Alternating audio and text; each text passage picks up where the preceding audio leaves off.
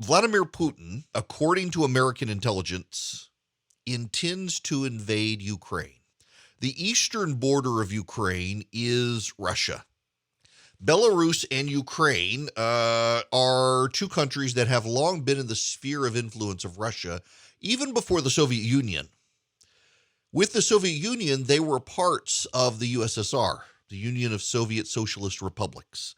Ukraine and Belarus were essentially states within the USSR. So were Latvia, Lithuania, and Estonia. But Latvia, Lithuania, and Estonia, the Baltic republics, also, by the way, with a troubled now history with Russian aggression towards them, Latvia, Lithuania, and Estonia were long-time Western European-looking countries.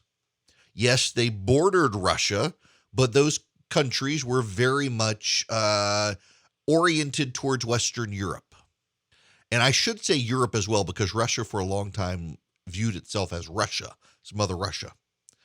Ukraine and Belarus, however, were always to a degree within the influence of Russia, even when they were independent nations before the Russian invasions, the Soviet invasions of them. They were largely Russian-oriented, other than the western half of Ukraine that bordered Poland, Slovenia, and Hungary were kind of European-looking. They were more Ukrainian, less Russian. The problem here is that Vladimir Putin is deeply suspicious of NATO and has ambitions of his own for Russia.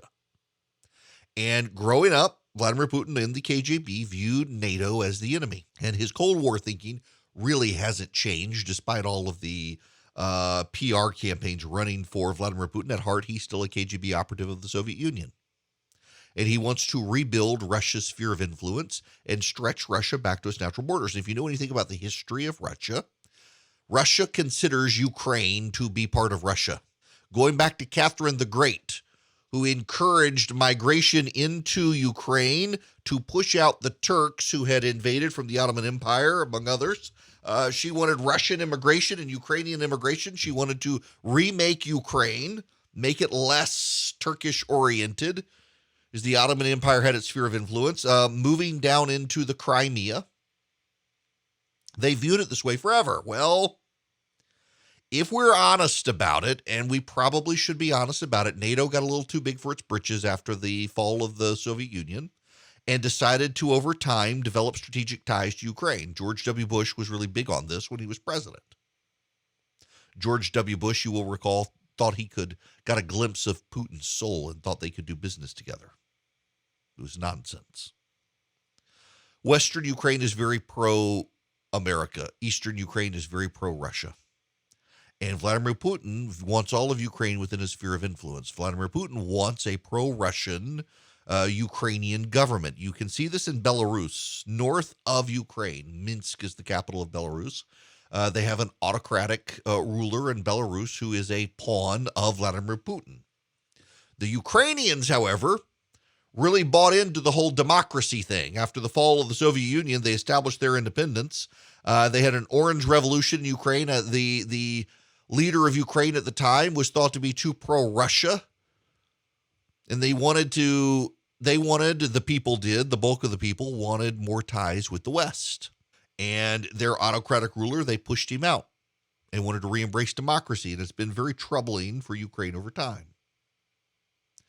NATO allies have wanted to bring Ukraine into the fold. And part of the argument had been, while they've lost their chance with Belarus, they brought in Lithuania, Latvia, Estonia.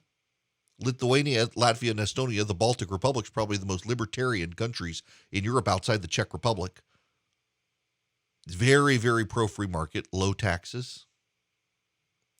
And they wanted to bring in Ukraine and try to normalize democracy in Ukraine and make it a strategic partner, not to spite Russia, but to prop up the experiment that is the European Union, which itself is becoming a bit too autocratic for some. Well, Putin wants Russia restored to what he views as its natural borders and natural realms, and that includes dealing with Georgia, and he invaded there, taking over Crimea and the Donetsk region of Ukraine, eastern Ukraine, Having a puppet in Belarus, he's been agitating against Lithuania, Latvia, and Estonia for some time. He's got his puppets in other areas, Kazakhstan, Uzbekistan, Turkmenistan. He's somewhat careful with the Muslim republics, the former Soviet Union, because he's not a big fan, but he wants Russia's sphere of influence. Ukraine and the Ukrainian people are pushing off the Russian influence. They're looking west. They're looking towards France, Germany, Great Britain, the United States, and Vladimir Putin is having none of it. He is mounting an invasion of Ukraine. He's been amassing troops along the border, and already the Ukrainians have lost tens of thousands of men, from what I've read, fighting the Russians in Ukraine in an uncovered, unheard of, unseen, unknown war. The Russians are slowly taking over parts of eastern Ukraine. It's not just at the border. Now, the northern part of the shared border with Russia, it tends to be more sympathetic towards Western Ukraine. You got to remember, this is part of the country that Joe Stalin starved to death. They're not big fans of the Russians there. But in the southeastern part, from Kharkiv down to Donetsk, they're kind of pro-Russian. A lot of them speak Russian. They're native Russians. They have ancestral ties to Russia. And Vladimir Putin has been coming across the border there and amassing recruits and an undercover militia army and mercenaries, militia and mercenaries to defeat Ukraine. Here's the problem, and this is why I lay all of that out for you. The West does not want Russia to expand. They believe it would be deeply destabilizing because if Russia takes over Ukraine and Belarus, which Belarus doesn't need to be taken over, he's already got a puppet there, well, then he comes looking for other countries that he still thinks are within his zone of influence and sphere. Poland, you might have heard of Poland, is concerned. There is an outgrowth of Russia north of Poland where Kaliningrad is. It's south of Lithuania, north of Poland, completely isolated from the rest of Russia, but part of Russia. There's Romania and Hungary. There's Serbia, Bulgaria, Moldova, all areas that used to be Eastern Bloc countries that were in the Russian sphere of influence. And he would like very much, Vladimir Putin would, to rebuild this. Now, some of these countries now have ties to NATO. So it's an act of war against NATO should he invade these countries. All Joe Biden has to offer on this front are sanctions, military sanctions. The problem with military sanctions is you allow Vladimir Putin to invade Ukraine, overthrow the government, put in a Putin puppet, and then he says, okay, we're done, and we leave. Do you get rid of the sanctions, or must the puppet government go down? And if the puppet government goes down, has he destroyed the infrastructures of Ukraine so much that it ensures that a new Russian puppet gets elected? We got problems, and the Biden administration doesn't know how to solve them. The Biden administration doesn't want a war, and frankly, there's a growing sense at home and abroad within the military establishment, we're not prepared to fight the Russians anymore. In fact, there's a growing sense we may not be prepared to fight much of anything. We're kind of overstretched right now dealing with China and Russia. And by the way, yes, I mentioned China intentionally because the Chinese as well are abroad rattling sabers. They desperately want Taiwan to come into the fold. They want to take over Taiwan. They're cracking down on dissidents in Hong Kong. They're building more bases in the South China Sea, creating islands where there used to be no islands. Even the Philippines are starting to get nervous. You know who started to get really nervous of the Chinese? The commies who took over Vietnam.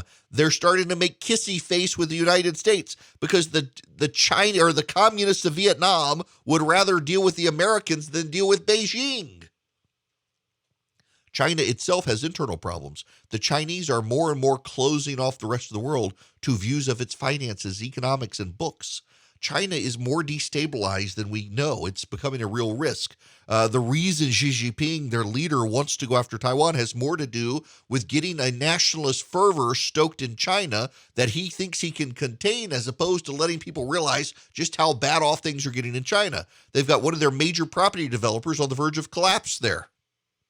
Evergrande. The Chinese situation is destabilized. The Russian situation at home is no good. These are countries that can't make good in the modern era, and so they're trying to reshape the modern era.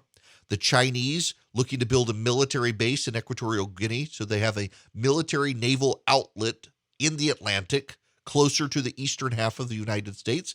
Joe Biden has no strategy to stop this. You know, in the old days, the United States used its foreign policy and money to buy allies and launch coups and throw out people who were friendly to the communists, and we would use our military and our money strategically. There's no appetite for this in the country anymore. The right wants to give it all up and focus inward. The left thinks the Chinese are just fine, let them have it. At some point, we need to rethink strategically in the United States. How are we going to use our foreign policy dollars? Some of you say, don't use them at all, give it up. Except you can't. You don't want the Chinese to have a military naval base in Equatorial Guinea. You just don't want it to happen. Trust me, bad things will happen eventually, and the Chinese will have bases closer to the United States. They're trying to build up strategic ties to countries in the Caribbean. Do you really want the Chinese to have permanent military presence in the Caribbean, people? You're a naive fool if you do. The United States needs to start spending more money on its foreign policy budget, doing what we did against the Soviets, overthrowing bad regimes and propping up pro-American governments to keep the Chinese out. We need to be doubling down on our support of Ukraine and make known that if you have a fight with Ukraine, you're going to have a fight with us. Why? Not because we want war, but because we've forgotten the chief end, the chief aim, the chief goal, the chief strategy for peace around the world is American strength. Nobody wants to mess with us because we're the strongest nation and can wallop you. And in fact, the Chinese and the Russians at this point think they can take us. And Joe Biden's administration is doing everything they can to signal, yes, in fact, yes, you can. Please, sir, can I have another? That's not the foreign policy of a global superpower. It's the policy of the progressive left that they wanted in the 70s and 80s if they could get rid of Ronald Reagan and doom us to a future where the commies were in charge. And now the Biden administration is delivering those people in the 21st century what they were trying for in the 20th, and it's causing a destabilizing effect around the world. We need real American leadership, and that means we need to find someone other than Joe Biden to lead the country. Fortunately, he's going to be there till 2024. We better start thinking now what we're going to do.